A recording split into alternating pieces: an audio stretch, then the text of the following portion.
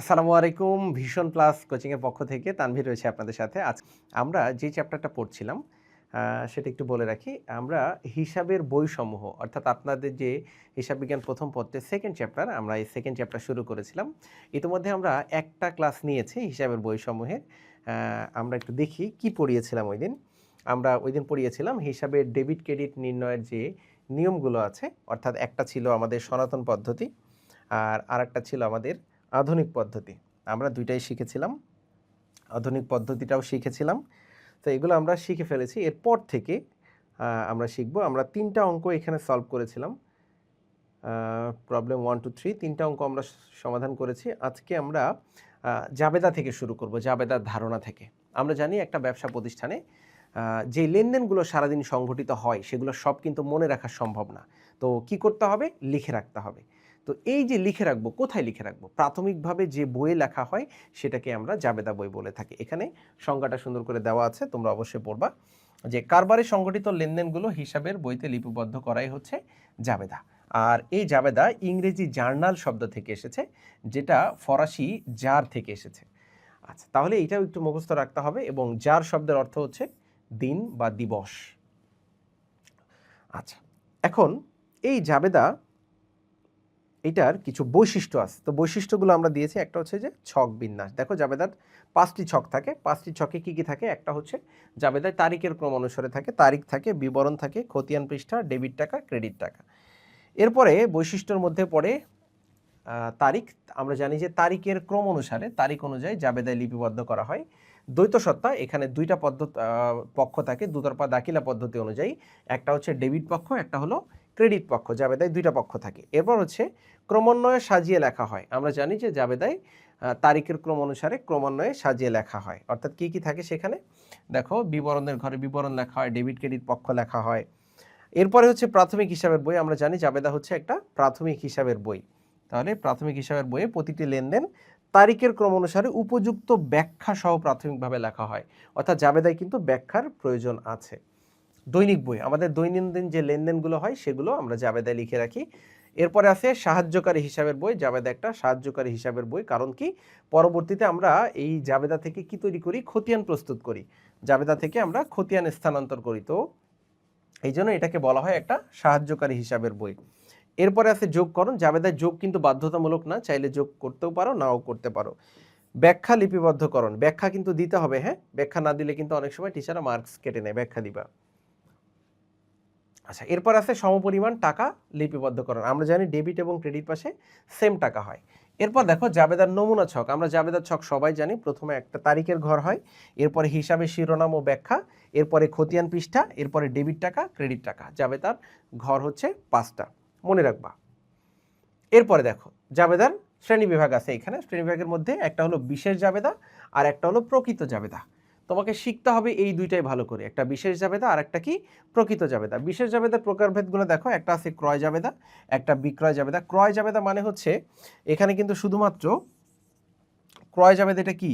এখানে শুধুমাত্র ধারে ক্রয় আসে। হ্যাঁ, ক্রয় জাবেদাতে শুধুমাত্র ধারে ক্রয় আসে।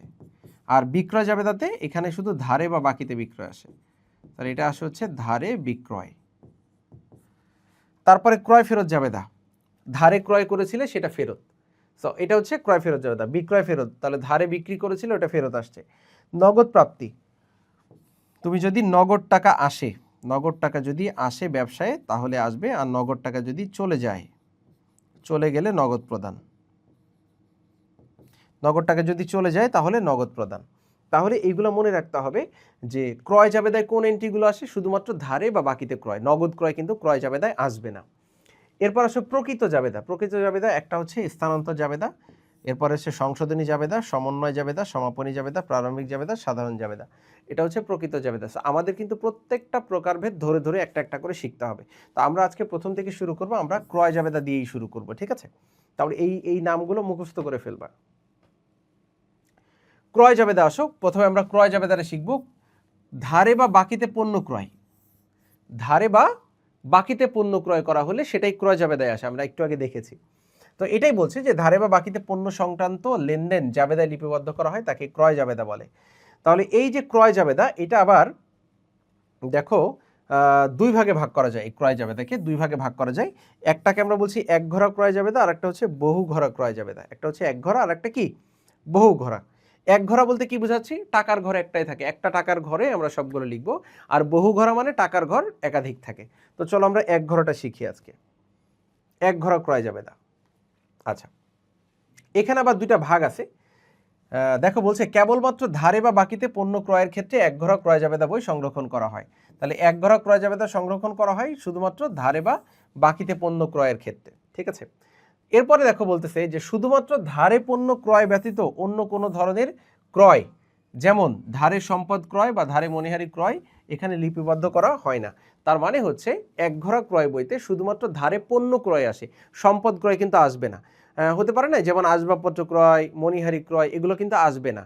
কোথায় আসবে না? এই এক ঘরা ক্রয় জাবেদার বইয়ে আসবে না। ওইটা বহু ঘরা ক্রয় জাবেদার, মানে হচ্ছে শুধু পণ্য ক্রয় করলে এক ঘরা, আর যদি সম্পদ ক্রয় করে তাহলে সেটা বহু ঘরা। আচ্ছা, এরপরে বলছি এক্ষেত্রে কালান্তিক, পিরিয়ডিক এবং অবিরত বা নিত্য, অবিরত বা নিত্য মজুদ পদ্ধতি পিরিয়ডিক্যাল ইনভেন্টরি সিস্টেমের জন্য একই রকম ছক ব্যবহৃত হয়। দেখো এই যে দুটো পদ্ধতি, একটা হচ্ছে পিরিয়ডিক, একটা পারপিচুয়াল, একটা হলো কালান্তিক আর একটা হলো নিত্য বা অবিরত। এই কালান্তিক, পিরিয়ডিক আর নিত্য বা অবিরত হচ্ছে পারপিচুয়াল ইনভেন্টরি সিস্টেম। এই দুটা সিস্টেমের মধ্যে কিছু পার্থক্য আছে জাবেদায়। তো কি পার্থক্য আছে এটা আমি অঙ্ক করানোর সময় তোমাদেরকে দেখাই দিব। তুমি আগে এক ঘরা ক্রয় জাবেদার ছকটা একটু দেখো। এক ঘরা ক্রয় জাবেদার ছকে তারিখ থাকবে, ক্রেডিট হিসাব সমূহ থাকবে, এরপরে এখানে শর্ত থাকবে, এরপরে পোস্টিং থাকবে, এরপরে ক্রয় ডেবিট আর প্রদেয় হিসাব ক্রেডিট। ক্রয় হিসাব ডেবিট, প্রদেয় হিসাব ক্রেডিট। তাহলে এটা কিসের ঘর? এটা হচ্ছে এক ঘরা ক্রয় জাবেদার ঘর। এক ঘরা ক্রয় জাবেদার ঘর।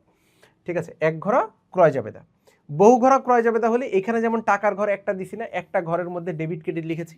বহু ঘরা হইলে এখানে একটা ঘর থাকবে না, এখানে একাধিক ঘর থাকবে, তখন প্রত্যেকটার জন্য আলাদা আলাদা একটা করে ঘর হবে। ঠিক আছে, তাহলে এক ঘরা আর বহু ঘরের মধ্যে পার্থক্য কি? এক ঘরে টাকার ঘর একটা, বহু ঘরে অনেকগুলো ঘর। কয়টা ঘর আমরা জানি না, অঙ্কে যতগুলো নাম আসবে সম্পদে ততগুলো আলাদা আলাদা ঘর দিতে হবে। ঠিক আছে, একটা বিষয় একটু শিখে নাও, সেটা হচ্ছে এক ঘরা করব না বহু ঘরা করব। স্যার অঙ্কে কি লেখা থাকবে? অঙ্কে দেওয়া থাকতে পারে এক ঘরা করো অথবা বহু ঘরা করো, অথবা যদি কিছুই বলা না থাকে আমি বুঝবো কি করে যে আমি এক ঘরা করব নাকি বহু ঘরা করব? এটা বোঝার নিয়ম হচ্ছে অঙ্কে দেখতে হবে যে পণ্য ক্রয়ের পাশাপাশি সম্পদ ক্রয় আছে কিনা। যদি পণ্য ক্রয় থাকে এক ঘরা, আর যদি পণ্য ক্রয়ও আছে অঙ্কের মধ্যে সম্পদ ক্রয়ও আছে, দুইটাই আছে, তাহলে বহু ঘরাই করতে হবে। ঠিক আছে, শুধু পণ্য ক্রয় এক ঘরায় বসে, কিন্তু অঙ্কের মধ্যে পণ্য ক্রয় সম্পদ ক্রয় দুইটাই আছে, তাহলে বহু ঘরা দিয়ে করতে হবে। ঠিক আছে, আচ্ছা এরপরে আসি একটা অঙ্ক একটু সলভ করে ফেলে দেখি এটা এক ঘরা না বহু ঘরা। জনাব হামিদ ধানের ব্যবসা করেন। বলা আছে জনাব হামিদ কিসের ব্যবসা করেন? ধানের ব্যবসা করেন। তিনি 2024 সালের 1 মে তারিখে নগদ 50,000 টাকা, 30,000 টাকার পণ্যদ্রব্য নিয়ে ব্যবসা শুরু করেন। তার ব্যবসার অন্যান্য যে লেনদেনগুলো,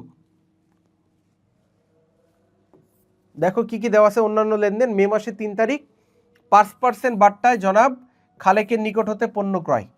দেখো ক্রয়, এই যে পণ্য ক্রয়, আমাদের লাস্টে যদি দেখো উপযুক্ত তথ্যের ভিত্তিতে জনাব হামিদের ক্রয় জাবেদা কালীন বা কালান্তিক পদ্ধতিতে প্রস্তুত করো। কি করতে হবে? ক্রয় জাবেদা। ক্রয় জাবেদায় কোন এন্ট্রি আসে? শুধু ধারে ক্রয়, অন্য কোনো এন্ট্রি আসবে না। অঙ্কে যদি একাধিক আরও অনেক তথ্য থাকে সেগুলো আসবে না, শুধু কি আসবে? ধারে পণ্য ক্রয় আসবে, আর কিছু আসবে না। তাহলে মে মাসের 3 তারিখ আসবে কেন? 5% বাট্টায় খালেকের নিকট পণ্য ক্রয়।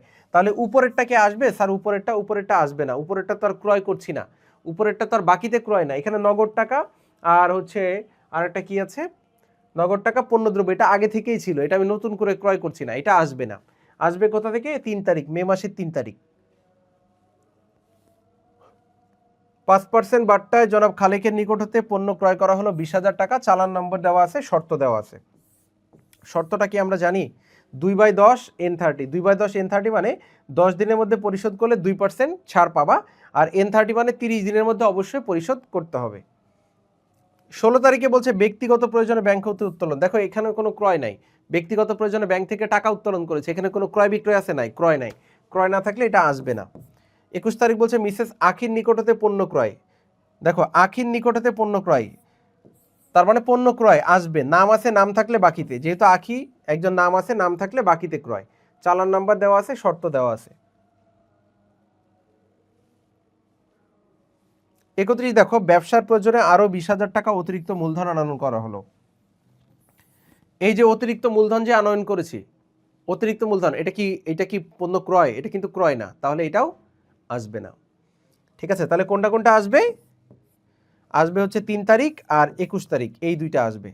তো কিভাবে আমরা লিখবো দেখো, তারিখ ক্রেডিট হিসাবের খাত, চালান নাম্বার, সূত্র, শর্ত, ক্রয় হিসাব ডেবিট, প্রদেয় হিসাব ক্রেডিট। যেহেতু এক ঘরায় টাকার ঘর একটা ঘরের মধ্যে ডেবিট ক্রেডিট দুইটাই লিখতে হবে। ঠিক আছে, তাহলে ছকগুলো মনে রাখবার। প্রথমে বলেছিলাম 2024 মে মাসের 3 তারিখে আমরা লিখবো। মে মাসের 3 তারিখে ছিল কি, যে 5% বার্তায় খালেকের নিকট হতে পণ্য ক্রয়। তাহলে এই যে খালেকের নিকট হতে পণ্য ক্রয়, আমরা এখানে জনাব খালেক লিখতে পারি বা প্রদেয় হিসাব লিখতে পারি, জনাব খালেক বা প্রদেয় হিসাব। চালান নাম্বার দেওয়া আছে 201, আমরা বসালাম। শর্তের ঘরও 2/10 N30, অঙ্কের মধ্যে দেওয়া আছে 2/10 নিট 30। আর টাকা কত? এখানে বারটা আছে, বারটা মাইনাস করে দিবা। দেখো 5% বারটাই, তাহলে এটা হচ্ছে কারবারি বারটা। 5% বারটাই এই যে 20,000 টাকা আছে না, 20,000 টাকা থেকে 5% মাইনাস করে যেটা হয়, 1,000 টাকা মাইনাস করলে তাহলে 19,000 টাকা হয়। হ্যাঁ, 19,000 টাকা বসাবো এখানে আমরা।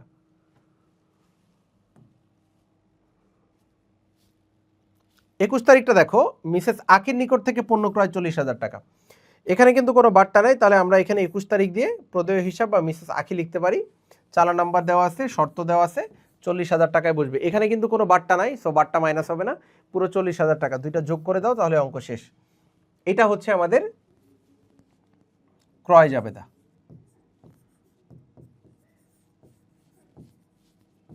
এটা হচ্ছে আমাদের ক্রয় জাবেদা। ঠিক আছে, তো এরকম আরও অঙ্ক আছে। প্রবলেম 5টা একটু দেখো।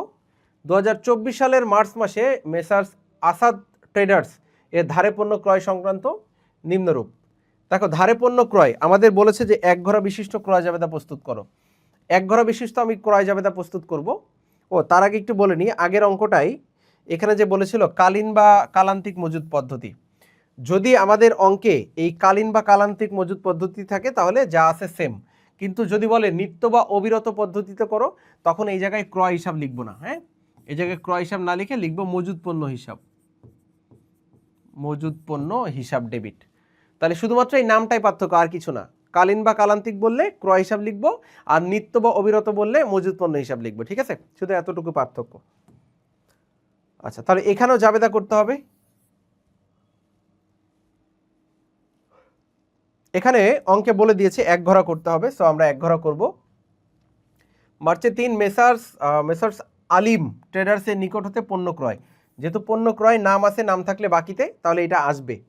রহমানের নিকট হতে পণ্য ক্রয়, এটাও আসবে, পণ্য ক্রয় করেছি রহমান, নাম আছে। আলিম স্টোর থেকে 10,000 টাকা, মেসার্স আলিম স্টোর থেকে 10,000 টাকা শর্ত। আচ্ছা, ক্রয় না বিক্রয় লেখা নেই, এটা ক্রয় হবে, পণ্য ক্রয় 10,000 টাকা। ওকে, এটাও আসবে। এরপরে হচ্ছে মেহনাজ স্টোর থেকে ক্রয়, এটাও আসবে যেহেতু নাম আছে। এরপরে ফখরুল মেশিনারিজের নিকট থেকে কল কবজা ক্রয়, দেখো এই যে কল কবজা, এটা কিন্তু সম্পদ, কল কবজা এটা কিন্তু সম্পদ। তাহলে আমরা কি করব জানো, এটা কিন্তু দিব না, যেহেতু সম্পদ ক্রয়, আমাদের শুধু পণ্য ক্রয় আসবে, সম্পদ ক্রয় কিন্তু আসবে না, শুধু পণ্য ক্রয় আসবে। ঠিক আছে, তাহলে আমরা এটা দিব না। আচ্ছা, এখন এই যে নাম যদি নাও থাকে, এই যে শর্ত আছে না, শর্ত থাকলেও কিন্তু বাকিতে বোঝায়, নাম নাই কিন্তু শর্ত আছে, তাও বুঝবো কি যে এটা বাকিতে ক্রয় হয়েছে। ঠিক আছে, তো চলো আমরা একটু শুরু করি। আমরা প্রথমে তারিখ, ক্রেডিট হিসাব খাত, এখানে কিন্তু অনেকে বিবরণ লেখে, বিবরণ না, ক্রেডিট হিসাব খাত, পরিশোধের শর্ত, রেফারেন্স, ক্রয় হিসাব ডেবিট, প্রদেয় হিসাব ক্রেডিট। তো সবার প্রথমে আমরা কয় তারিখ দিব? 8 তারিখ দিব, না 3 তারিখ। আলিম ট্রেডার্সের নিকট থেকে পণ্য ক্রয় 20,000 টাকা, তো আমরা লিখবো এখানে মেসার্স আলিম ট্রেডার্স। শর্তের ঘরে শর্ত দিব, আর টাকার ঘরে টাকা, এখানে কোনো ডিসকাউন্ট নাই, টাকার ঘরে টাকা বসাবো। তাহলে প্রশ্ন হলো, স্যার এই শর্তের কাজ কি? এই শর্তের কাজ ক্রয়ের সময় না, যখন টাকা পরিশোধ করতে যাব তখন ওই শর্তের কাজ দেখবো যে 10 দিনের মধ্যে টাকা কি পরিশোধ করেছে, যদি 10 দিনের মধ্যে হয় 2% আমি বারটা দিয়ে দিব। ঠিক আছে, আচ্ছা। এরপরে 8 তারিখে রহমানের নিকট থেকে পণ্য ক্রয়, তাহলে আমি নাম লিখবো রহমান, 8 তারিখ মেসার্স রহমান, শর্তের ঘরে শর্ত আর টাকার ঘরে টাকা বসায় দিব। ঠিক সেমভাবে 20 তারিখ মেসার্স আলিম স্টোর, 27 তারিখ মেহনাজ, 31 তারিখ না, এই যে 30 তারিখ কিন্তু আসবে না। হ্যাঁ, এটা কি বলেছিলাম, যে কল কবজা হচ্ছে একটা সম্পদ, যদি কোনো সম্পদ ক্রয় করি তাহলে এক ঘরাতে আসে না, বহু ঘরাতে আসে। তা আমার তো অঙ্ক করতে বলেছে এক ঘরা, তাহলে এক ঘরাতে আসবে না। হ্যাঁ, এই যে এক ঘরা ক্রয় জাবেদায় আসবে না। 6 নম্বর অঙ্কটা তোমরা এই অঙ্কটা একটু বাছাই করবা, এটাও এক ঘরা করতে হবে। এটা বলেছে নিত্য বা অবিরত, পার্থক্য কি? শুধুমাত্র টাকার ঘরে পার্থক্য, যেখানে আমরা ক্রয় লিখি ক্রয়ের জায়গায় তুমি লিখবা মজুদ পণ্য হিসাব, আর কোনো পার্থক্য নাই। সো এইটা তোমরা বাছাই করবা, এটা হোমওয়ার্ক থাকবে। এক ঘরা ক্রয় জাবেদা, এটা তোমাদের বাসার কাজ, তোমরা এটা বাছাই করবা, বাছাই করে আমাকে দেখাবা। এটা স্ক্রিনশট নিয়ে রাখো আপাতত।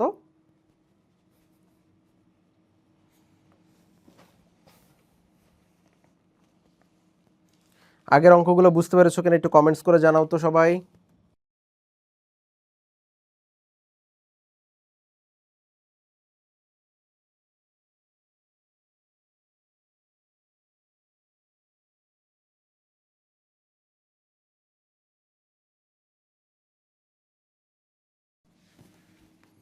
ওকে, ঠিক আছে। তাহলে তোমরা বলেছো যে এটা পারবা, কিন্তু কোনটা কোনটা যাবে আমি তারপর একটু দেখাই দিই। দেখো, বলছে যে সাকিব ট্রেডার্স অবিরত মজুদ পদ্ধতিতে হিসাব সংরক্ষণ করে 2024 সালে মার্চ মাসে তার ধারে ক্রয় সংক্রান্ত লেনদেন। 6 তারিখে বলছে মেহেদি অ্যান্ড সন্স পণ্য ক্রয়, এটা আসবে। 8 তারিখে বলছে সাথী এন্টারপ্রাইজ নাম আছে পণ্য ক্রয়, এটাও আসবে। পপি অ্যান্ড সন্স থেকে পণ্য ক্রয় নাম আছে, এটাও আসবে। শিমুল ব্রাদার্সের থেকে পণ্য ক্রয় নাম আছে, এটাও আসবে। কাশেম এন্টারপ্রাইজ থেকে পণ্য ক্রয়, এটাও আসবে। সবগুলো আসবে, কোনোটা বাদ নাই, ঠিক আছে? সবগুলো আসবে, শুধুমাত্র একটা কাজ করতে হবে, সেটা হলো ওই যে নিত্য বা অবিরত পদ্ধতি বলেছে না, আমরা যে ঘরের টাকার ঘরের নাম লিখে কি ক্রয় হিসাব ডেবিট আর প্রদেয় হিসাব ক্রেডিট, ওখানে ক্রয় লেখা যাবে না, ক্রয় না লিখে লিখতে হবে মজুদ পণ্য হিসাব ডেবিট প্রদেয় হিসাব ক্রেডিট, ঠিক আছে? এইটা মাথায় রাখলেই হবে। তাহলে আমরা এটা একটু শিখে ফেলবো। এরপরে বহুঘরা আছে, বহুঘরার ক্ষেত্রে আমি বলেছি যে এখানে তুমি একটু ছকটা দেখো, বহুঘরার ছকটা দেখো। প্রথমে একটা তারিখ, তারপরে হচ্ছে ক্রেডিট হিসাব খাত। যখন তুমি বিক্রয় জাবেদা করবা তখন এইখানে কি করবে জানো? ডেবিট হিসাব খাত। যখন বিক্রয় জাবেদা করবা এখানে করবা ডেবিট হিসাব খাত, আর যখন ক্রয় জাবেদা করবা এখানে দিবা কি ক্রেডিট হিসাব খাত, ঠিক আছে? এরপরে তুমি দিবা হচ্ছে শর্ত দিবা। এবার চালান নাম্বার দিবা, রেফারেন্স দিবা। চালান নাম্বার রেফারেন্স কিন্তু সবসময় দিবা, ঠিক আছে? এগুলো এই ঘরগুলোই কিছু বসে না। চালান নাম্বার যদি দেওয়া থাকে তাহলে বসে, না থাকলে বসে না। রেফারেন্স নাম্বার যদি থাকে, এটা থাকে না, দেখবো যে ম্যাক্সিমাম ক্ষেত্রে কোনো অঙ্কেই দেখবা রেফারেন্স নাম্বার নাই, তারপরেও কিন্তু ঘরটা আমাদের দিতে হবে, ঠিক আছে? এরপরে দেখো ডেবিট এবং ক্রেডিট আমরা আলাদা করেছি, এই যে ডেবিট ক্রেডিট আলাদা করেছি, অর্থাৎ ডেবিট টাকা এবং ক্রেডিট টাকা। এখন ডেবিট দিকে স্যার কয়টা ঘর হবে, ক্রেডিট দিকে কয়টা ঘর হবে, এইটা কিন্তু তোমার জানা লাগবে। তবে একটা শর্ট ট্রিক্স আমি বলে দিই, ক্রেডিট পাশে কিন্তু সবসময় একটাই ঘর হবে, এবং সেই ঘরটা কি? এটা হলো প্রদেয় হিসাব। ক্রেডিট পাশে একটাই ঘর, কি নাম? প্রদেয় হিসাব। আর ডেবিট পাশে দেখো এখানে 4টা ঘর করেছি, কিন্তু সবসময় যে 4টা হবে বিষয়টা এরকম না, কোনো সময় 2টা হইতে পারে, 3টা হইতে পারে, 4টা হইতে পারে, বেশিও হইতে পারে। এখন বেশি হবে না কম হবে এটা বোঝার টেকনিক কি স্যার? এটা বোঝার টেকনিক হচ্ছে অঙ্কে কয়টা সম্পদ দেওয়া আছে সেই সম্পদগুলো কাউন্ট করবা, যে অঙ্কে কি 2টা সম্পদ নাকি 3টা সম্পদ। মনে রাখবা যে এই যে ক্রয় হিসাবটা থাকবেই, একটা ক্রয় হিসাব দেওয়া থাকবে। এরপরে দেখো আসবাবপত্র দিয়েছি, একটা সম্পদ আছে, আসবাবপত্র দিয়েছি। এরপর দেখো সাপ্লাইজ আছে, সাপ্লাইজ নামে একটা দিয়েছি। আরও যদি সম্পদ থাকে সেই সম্পদেরও একটা করে ঘর দিব। তবে এক্ষেত্রে তুমি যদি মনে করো যে ভাইয়া এতগুলো সম্পদ না দিয়ে আমি যদি একটা অন্যান্য হিসাব দিয়ে দিই, তাহলেও কিন্তু হবে। যে 5টা সম্পদ আছে, যে স্যার আমার খাতার পেজ তো শেষ হয়ে যাবে, 5টা সম্পদ তো ধরবে না, তাহলে তুমি কি করবা? 2টা সম্পদের নাম লিখে আর একটা অন্যান্য হিসাব দিয়ে বসাই দিতে পারো। আবার যদি মনে করো যে না স্যার আমি ছোট ছোট করে ধরাই দিব, তাহলে কলকবজা আছে, কলকবজা কোথায় দিব? আলাদা একটা ঘর দাও কলকবজা নামে, অন্যান্য হিসাব না দিয়ে।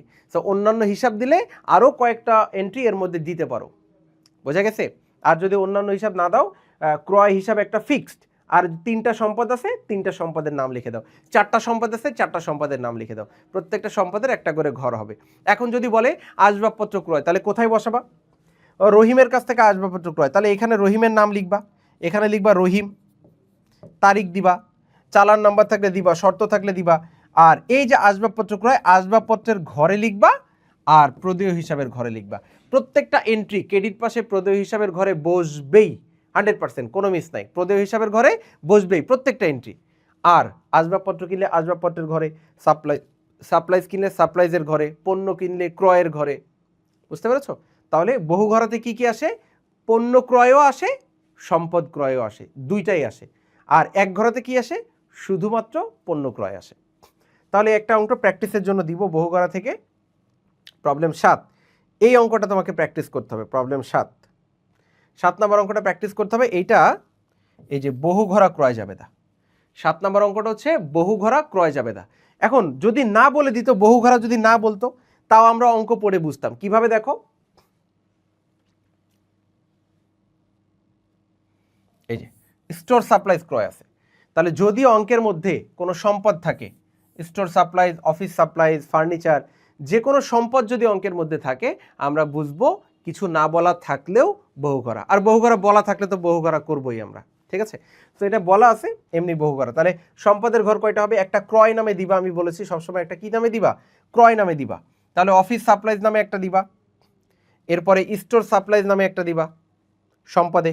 তাহলে ক্রয়, অফিস সাপ্লাইজ, স্টোর সাপ্লাইজ, সম্পদে দিবা 3টা। আর দায়ের পাশে তো বলেছি একটাই ঘর, মানে ক্রেডিট পাশে একটাই ঘর হবে। ডেবিট পাশে হচ্ছে 3টা আর ক্রেডিট পাশে একটা, প্রদেয় হিসাবের ঘর। ঠিক আছে? তাহলে এটা পারবা? একটু ট্রাই করে বাসায়, এটা হোমওয়ার্ক থাকলো। 7 নম্বর অঙ্কটা তাহলে হোমওয়ার্ক থাকলো, ঠিক আছে? তাহলে আমরা ক্রয় জাবেদা মোটামুটি শেষ করে ফেললাম। আমরা নেক্সট ক্লাসে বিক্রয় জাবেদা শিখব। নেক্সট ক্লাসে বিক্রয় জাবেদা শিখব এবং প্রত্যেকটা পর্যায়ক্রমে সবগুলোই শিখব আমরা। তোমরা যারা আমাদের এখানে জয়েন করেছো, আমরা চেষ্টা করব যে একদম বেসিক থেকে ধরে ধরে পড়াচ্ছি। যদিও জাবেদা তোমরা পারো, তোমরা 9-10-এ শিখে আসছো, তারপরেও আমি রিভিউ করে দিচ্ছি। আমার একটু বেশি ক্লাস নিলে সমস্যা নাই তো। আমি যদি ওগুলো স্কিপ করে করে যাইতাম, দেখা যাচ্ছে 2-3টা ক্লাস নিলে চ্যাপ্টার শেষ করে ফেলতাম। কিন্তু আমি চাচ্ছি একটু আস্তে ধীরে পড়াই না কেন, আস্তে ধীরে যায় না কেন, আস্তে আস্তে শিখো। একটা সময় দেখবা যে অনেক কিছু শিখে ফেলছো, অনেক চ্যাপ্টার শেষ হয়ে গেছে একসাথে ইনশাল্লাহ। তো জাস্ট একটু নিয়মিত ক্লাসগুলো করো। আমাদের রোজার মাসের ক্লাসগুলো এই টাইমে হচ্ছে, তো তোমরা একটু নিয়মিত ক্লাসগুলো করো, ভিডিওগুলো একটু দেখো যদি মিস হয়ে যায়। আমরা পিডিএফ ফাইলগুলো এখন আপলোড করি নাই, তোমাদের জন্য আলাদা গ্রুপ করছি, সেখানে পিডিএফ ফাইল থাকবে, সেখানে রেকর্ডেড ভিডিওগুলো সিরিয়ালে তোমাদের জন্য দেওয়া থাকবে। আমরা খুব শীঘ্রই ওয়েবসাইটের কাজ করব, হয়তোবা 1 মাসের মধ্যেই আমরা ওয়েবসাইটে ক্লাসগুলো আপলোড দেওয়া শুরু করে দিব এবং ওয়েবসাইট থেকে তোমরা নিয়মিত ক্লাসগুলো ওখান থেকে পেয়ে যাবা, রেকর্ডেড ভিডিও ক্লাস, পিডিএফ ফাইলগুলো, অন্যান্য প্রয়োজনীয় ডকুমেন্টসগুলো। আমরা পরীক্ষা নিয়ে শুরু করব তখন থেকে, ওয়েবসাইটটা রেডি হয়ে গেলে। তো ইনশাল্লাহ অনেক অনেক আপডেট আসবে। ইনশাল্লাহ দেখা হবে তোমাদের সাথে নেক্সট ক্লাসে, এবং তোমাদের হিসাব বিজ্ঞানের ক্লাসগুলো আমি নিব, ঠিক আছে? সেই সাথে ম্যানেজমেন্টের ক্লাসটা নিব ইনশাল্লাহ।